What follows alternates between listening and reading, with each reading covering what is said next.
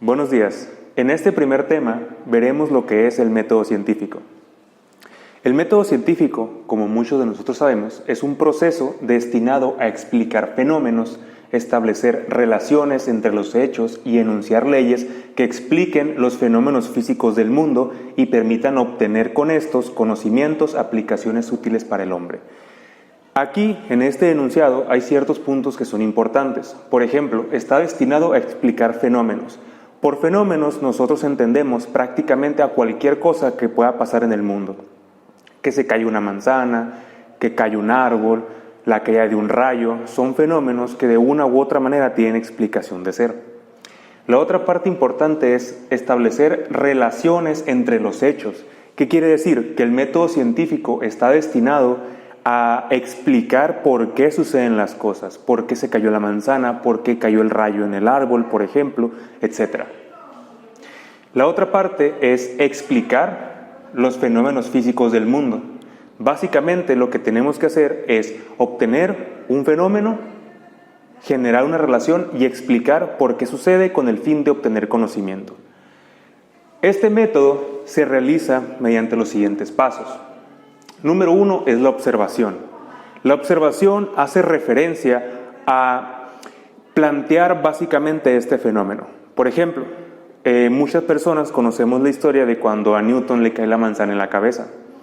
La observación fue esa, la manzana cayendo del árbol. Posteriormente se genera un planteamiento del problema. Ya observé el fenómeno, ya observé lo que sucedió.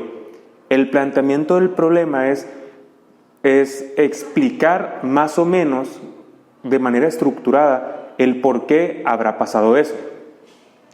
Posteriormente es la hipótesis. La hipótesis hace referencia a qué creo yo que está sucediendo o cuál es la explicación que yo le doy a este fenómeno. Aquí, por ejemplo, la hipótesis original de Newton no pudo haber sido otra diferente de la gravedad, pero al final llegó a esa conclusión.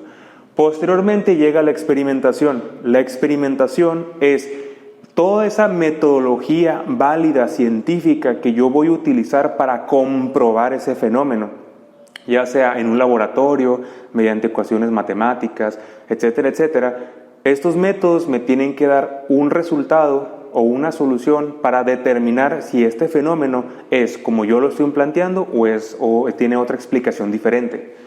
Al final llega el análisis y la conclusión, que es a qué resultado llegué o qué conocimiento generé yo que me puede dar una explicación a lo que está sucediendo. De este lado, si nos fijamos, hay una serie de flechas que ¿qué significan? Significa que independientemente de cualquier punto del método científico me encuentre yo, puedo regresarme al paso anterior o al paso inicial si los resultados que estoy obteniendo no son los que yo espero.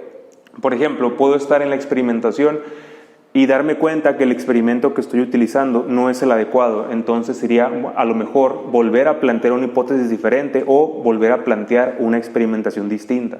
Lo mismo en el planteamiento y lo mismo en la observación. Al final de cuentas, el método científico es una metodología que nos sirve para generar conocimiento.